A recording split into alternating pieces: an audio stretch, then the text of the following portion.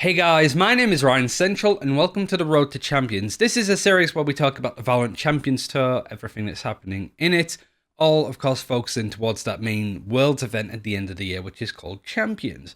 In this episode, however, we're going to be looking at Masters 2, a big event, the first ever international tournament in VALORANT, and the bracket, who's playing who, and how the tournament's going to come together. For those that don't actually know anything about Reykjavik, Iceland, what all that's meant to be, it's a big event. It's the first ever international tournament. 10 teams from all around the world will be attending.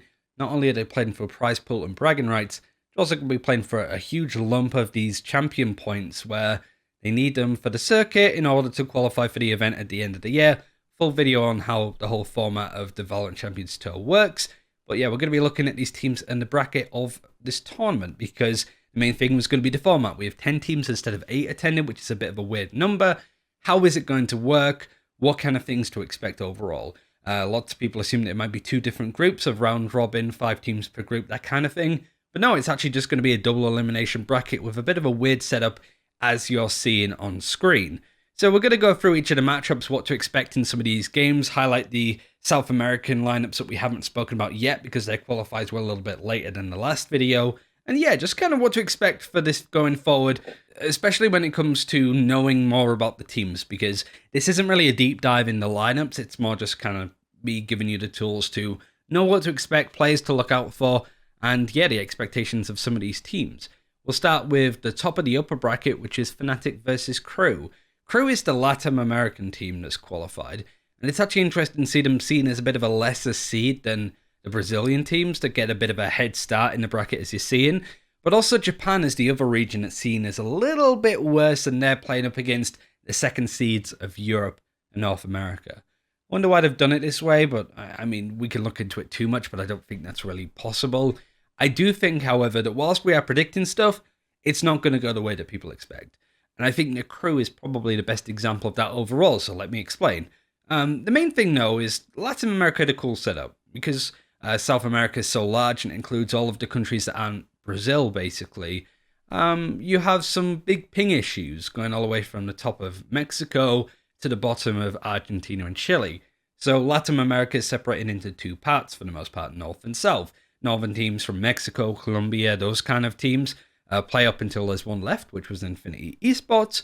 And then sort of South America, Latin America, you got those Argentinian, Chilean teams playing up when there was one left, which was KRÜ Esports, the Argentinian organization owned by Sergio Aguero, I think. But it has a mix of Argentinian and Chilean players on it. Basically, those 2 teams were left, Infinity and KRÜ. They played on a LAN in Mexico City to decide who was going to be attending Iceland.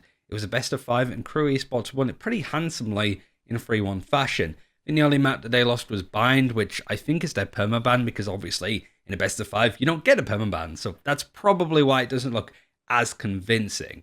But just to focus on the storyline of KRÜ, this is a team that in their regional Masters 1 tournament, they came 3rd or 4th, I think it was, and then suddenly came out of nowhere to do really well here. So this isn't like X10 Esports in Southeast Asia or Crazy Raccoons in Japan where they've been consistently on top. This is a team that maybe took a lot of people by surprise, and because of that, they might be seen as a little bit weaker as some of the other lineups and matchups, and are probably, I'll be honest, expected to bottom out in this tournament overall.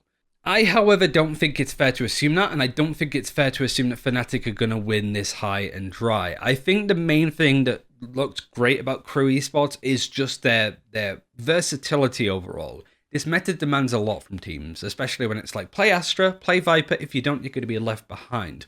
And so we see some teams maybe overdo that a little bit. I think Infinity Esports was one of those teams.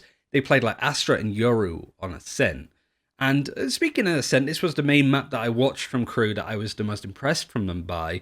And I feel overall that you look at the composition, they were in like Omen, Sage, Killjoy, very standard stuff. But they played it perfectly. And it's really interesting to see a team like KRÜ Esports be able to play the Viper and Astra. They did so in Haven, much like we've seen like Team Liquid and Version 1 and those kind of teams. But I do think that we saw a lot of stuff from KRÜ when it comes to just playing de facto style. They don't panic, they don't try and run the meta stuff all the time. And I think because of that overall, they look incredibly strong, and their playbook is quite versatile overall. Do I expect them to win Masters 2? Absolutely not. But I just kind of detest the idea that they're going to come in and just get absolutely destroyed by other teams, because they seem to have a really good hold on when the meta is important, playing maps like Haven with the Viper, with the Split. They're not afraid to play some of the compositions and fall in line with stuff that's come out recent. Version 1's another team that are like that. So I think the KRÜ can be overlooked here a little bit. In regards to players to keep an eye on, Delzik was pretty good on the Astra. There was no real player that stood out as a hardcore carry player. Everybody performed well. Everybody had a plus differential in the final. Delzik was the one with the main one, but I also liked Mazzino playing the Viper and playing the Sage. I think just overall, playing online, it was super consistent from them, and I think they could do okay. Not necessarily finish 9th or 10th, but maybe go all the way to 5th or 6th. I think that's certainly possible for these guys. I think another main thing in this matchup is we saw KRÜ play on a LAN already. This is something where the experience for Fnatic is maybe going to run a little bit dry. I do agree with most people that say that Europe is the stronger region going into this. If this was like Formula 1, I can definitely see Europe being the top 2 finishers as part of that club with Fnatic and Liquid. Certainly more so than North America and Brazil. But I still don't feel fully confident to say that Liquid or Fnatic are going to win Masters 2. I'd love it if they did, don't get me wrong, but I think if I'm being frank about it, I think that they could absolutely fall apart in the same way that FPX did. If FPX could fall apart in those bigger situations online, and they were still, and are still considered one of the best teams in the world, there's more than a chance that Fnatic and Team Liquid absolutely bottle it, because these are teams that even though they've had changes recently, Liquid bringing in Yampi, certainly Fnatic bringing in Magnum and Durka, they're still teams that have their pitfalls and have not looked good, certainly over the first part of the VALORANT Champions Tour. So yeah, I kind of dislike this idea of suddenly we got a new Liquid and a new Fnatic. They still have the potential to make the big mistakes or underperform dramatically, much like they have in the past, certainly with both Fnatic and Team Liquid. I think playing online is going to be easier for Liquid overall. You got Yampi, or Yumpy, I think it's pronounced, and Scream, and a little bit of experience from the Counter-Strike players of Team Liquid, like Cryptix and Soulcast playing, I don't know, like Insomnia and I-Series and all that. I don't know if we have that same kind of level for Fnatic. And so, because it's a relatively new roster that's been put together with new additions, I could see it not necessarily hitting the ground running, and teams like KRÜ maybe, not saying for certain, but maybe, surprising them with a bit of an upset result. How these teams are going to quickly adapt after losing as well is going to be frankly important, where I don't expect Fnatic and Team Liquid to make these runs through the upper bracket. There's so many teams to account for, and so you got to be prepared if you get knocked down to the lower bracket, and I think that Sentinels can do that all the time. You know, they always win tournaments by going through the lower bracket. Can I see that for Fnatic and Liquid? I don't know. I don't feel as convinced. I think Sentinels are the favourite to win this, to be honest. Sorry, European gang, but I mean, it's true.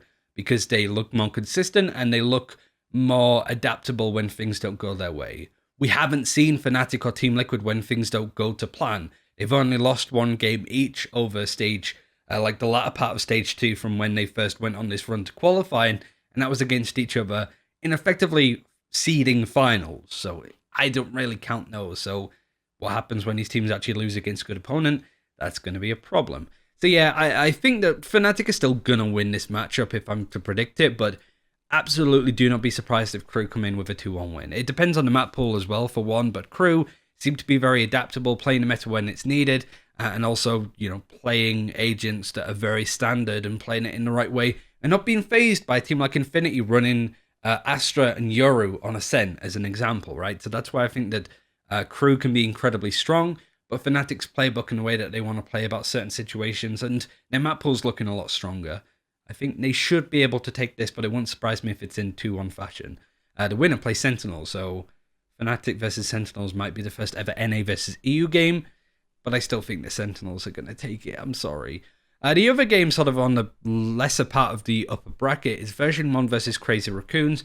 We've highlighted both of these teams before. I think Crazy Raccoons, a dominant team in a region that isn't really living up to any notable strength. And Version 1, I think, are being incredibly overrated. So I do think the Version 1 should be able to take this in cleaner fashion and Fnatic win up against KRÜ. I think. And the winner plays Team Liquid. And I think Team Liquid beats whichever of those two teams overall. Because Team Liquid look really good. Everything that I said about Fnatic is the same for Team Liquid here. There have been horrible moments for Team Liquid in the past and heartbreaking stuff. I still think that team's there. I think that Team Liquid are a team that has got better over time, and the further they go in the tournament, the more impact we see out of the players holding their nerve, and also Sliggy's strategies that he's been saving for moments like this. So I think that Team Liquid can win that quarterfinal match, I guess it would be. And so, yeah, Fnatic versus Sentinels, I think Sentinels would win it. It brings us on to the Brazilian teams, as matchup 1 is going to be Team Vikings versus X10 Esports. Both winners of their regions, Team Vikings won it in Brazil, and X10 Esports won it in Southeast Asia. I think the Team Vikings are favourites to win this tournament too. I think Sentinels, probably Team Liquid, and Vikings are... Actually, I don't know. Do I rate Fnatic better than Team Liquid? I think I rate Fnatic better, but I think the Fnatic have the harder way through. They have to beat Sentinels, they have to beat Team Vikings. Whereas Team Liquid, they just need to beat the winner of version 1 versus Crazy Raccoons and Shark/Newturn, who don't look as good as Vikings. So I think Team Liquid's in the top ones, Sentinels is in the top ones, Team Vikings, yeah, those top 3, I'd probably say the top 3, because Fnatic have a rough run. Team Vikings versus X10, yeah, Vikings are a really strong team in this region. I think Platchat did a really good breakdown as to why, so I'll keep it pretty succinct. I think it's a team that the perfect porridge, I suppose, of a lineup. They're not too hot, they're not too cold. They're not too strategic in how they approach the game, but they do have good fundamentals. They understand the meta, agent synergization, and they just understand how to run a strong comp in a region that is much more aggressive and mechanically heavy.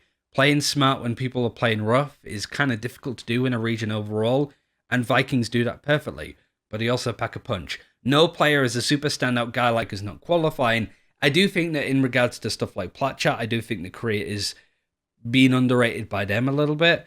Are they playing as strong as they used to? Absolutely not. It might match up quite poorly against Brazilian teams, but I think that Sharks is a winnable matchup for Newturn. And I think if they can hit the ground running in Iceland with a nice straightforward win over a strong Brazilian team, they could definitely go into a game up against Team Liquid and show some cool stuff. So that's kind of like the main matchups that are going to be happening to begin with. It's difficult to do the lower bracket because we don't know at what points it swaps over or even how it's realistically going to work. So it says like semi-final and stuff at the bottom. But I am interested to sort of see, like, I think this is greatly seeded. I think that we have some really interesting matchups. There's no two strong sides of it. Like I said, Fnatic have a really rough time at it overall, but none of these matchups you kind of look at and go, oh, this team's got an easy ride, right? Like, there's some tough stuff. Team Liquid, if they want to make their way through, need to beat, like, either Sharks or Newturn, which is going to be tough. They have to beat the winner of version 1 versus Crazy Raccoons, which could be a bit of a curveball. Team Vikings would have to beat Sentinels. Sentinels would have to beat Team Vikings or Fnatic. There's just no way for a team to have an easy road through at this point, unless they get lucky through the lower bracket, depending on how that works out in the end. So yeah, that's the bracket. I wanted to keep this video short, so I've put my predictions on screen on what I think is overall going to happen. I don't really know how the lower bracket's going to work out, at which parts it's going to like switch over to, change up how the lower bracket's going to look so we don't get any repeat matches, at least as much as humanly possible. But I do think the top 4 teams stay somewhat the same. I think Sentinels wins out through the upper bracket, gets to the final. Team Liquid, if they can get to that upper bracket final, could get second place. Team Vikings, I think that's the top 3. Sentinels, Team Liquid, Team Vikings. And then 4th, hopefully Fnatic. But I hope the Fnatic can go on a bit of a large run. But it's going to be tricky. They're going to have to go down to the lower bracket at some point, unless they beat Sentinels, which would be a really good matchup. Not one to miss for certain, but yeah, I've put my predictions on the screen to try and work it out as much as I possibly can. And I'm very curious to hear what you guys think as well. Thanks for watching. Take care. We'll see you next time.